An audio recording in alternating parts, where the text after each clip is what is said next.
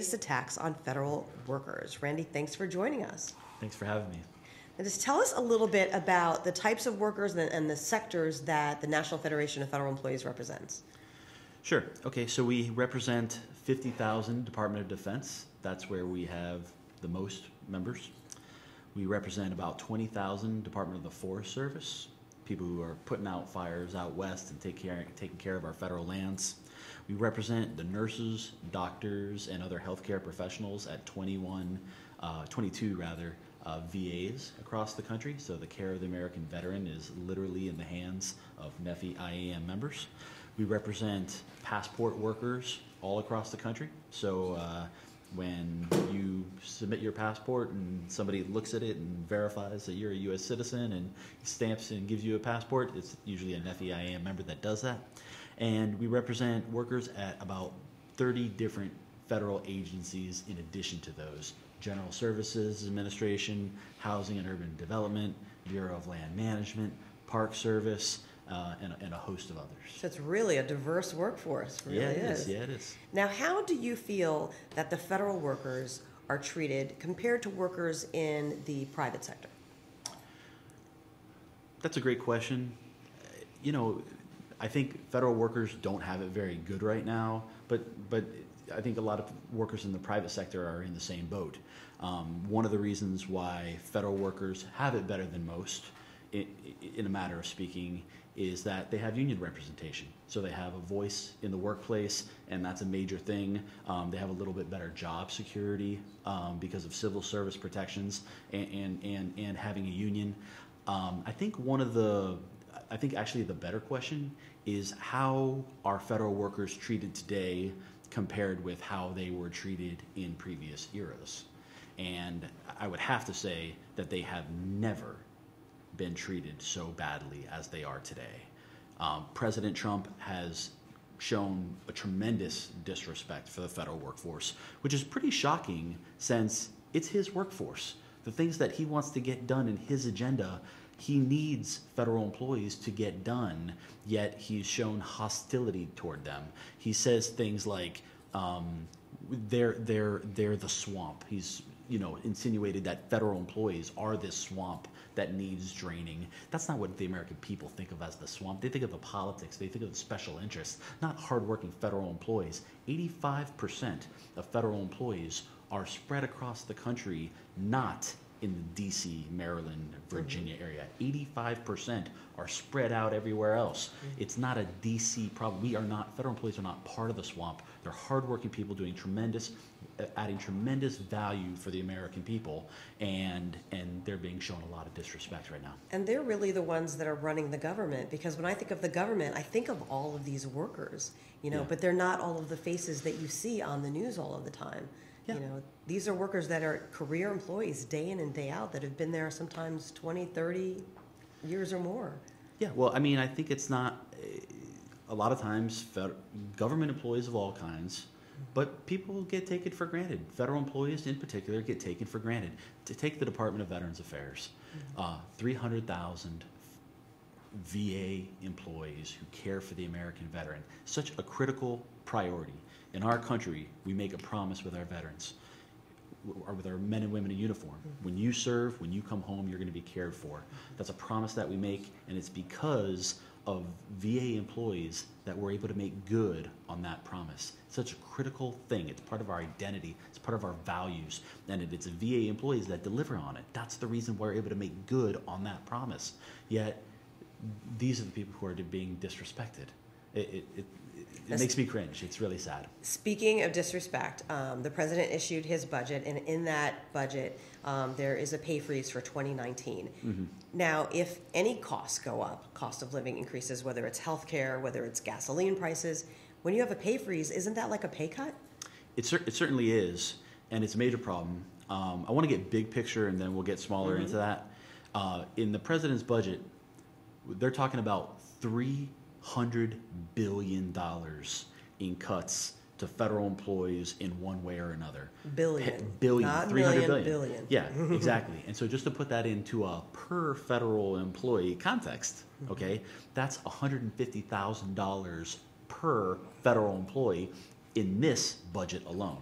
They'll be back for another $150 million next year if they get it done. Wow. But can you imagine $150,000 in deficit reduction per federal employee? And by the way, this is after federal employees in the last, like I said, since the start of the Obama administration, we have been they've been cutting the federal budget. We've had sequestration. There's been a lot of what they call austerity measures, and federal employees have already absorbed $182 billion in cuts, about 91,000 per federal employee. So this Trump budget is by far the worst we've ever seen, and you might say it's declaring war on the federal workforce. That's what I was going to ask you. How does this budget compare to others? But you've already answered that. Like, it's pretty bad. The worst. Oh, it is by far the worst that we've ever seen.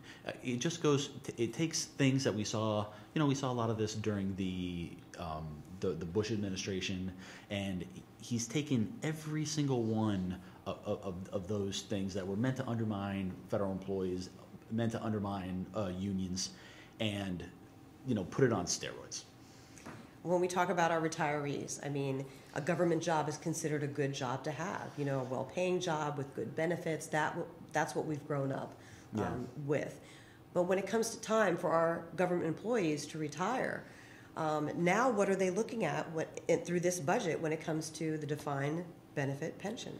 Yeah. Well, a good thing to remember here is that this is just the president's proposal. Mm-hmm. This is not done. Every single one of these anti-worker provisions that he's pushing, we are going to fight tooth and nail. They are going to have to pry federal employees' pensions out of our cold, dead hands because federal employees already have a modest pension. Mm-hmm. The average is what's called FERS in the federal government. What does that stand for, FERS? Federal Employee Retirement System, and 95 to 98% of federal workers today are under that pension system. There was a more generous one called CSRS before that, but that's not who we're dealing with today. For FERS, the average pensioner is less than $1,100 per month. Okay, so you can't really live on $1,100 per month. It's not. Our opponents will talk about federal employee pensions as though that there are these huge pensions, and they're just not.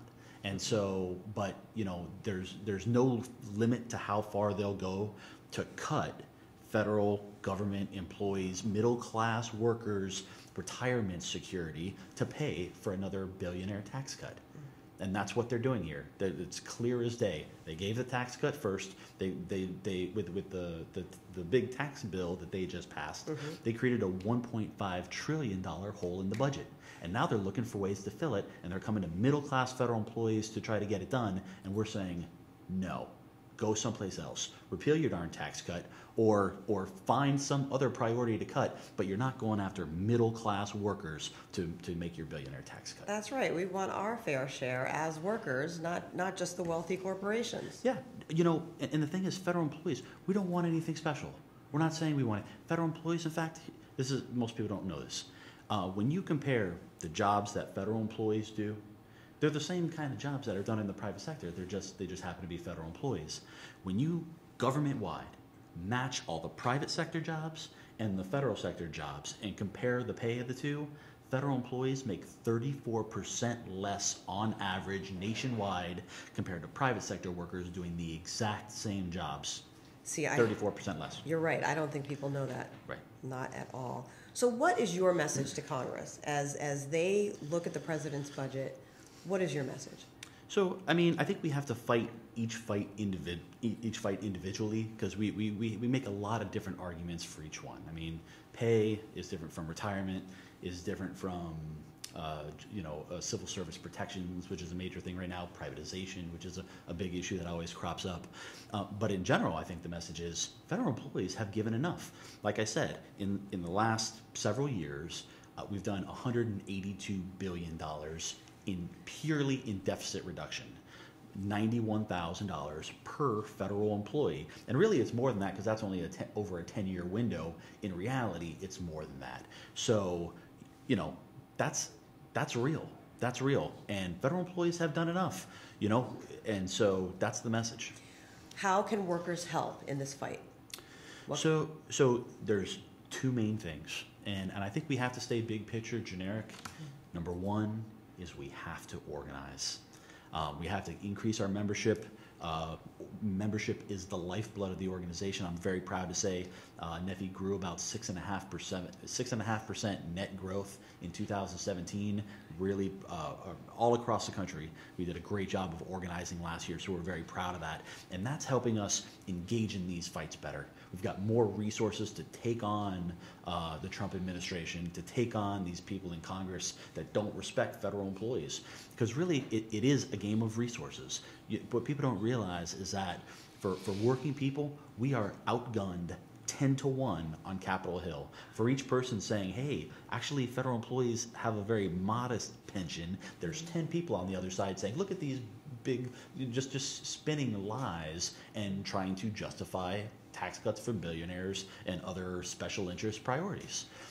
I know that you have action alerts as well, and they can get more information on your website, which is NFFE.org, right? Yes, NFFE.org. Do you have a preference as to whether people write to Congress or email or call, or do you want them to do all three? Yeah. Well, I mean, that was the second part of it. What are the things we have to do? Yeah. We got to organize to increase our resources to engage in the fight. But then the second thing is to actually increase our individual engagement. We want individuals to be more active, make those phone calls. I have to say, I mean, I'm going to speak very candidly here.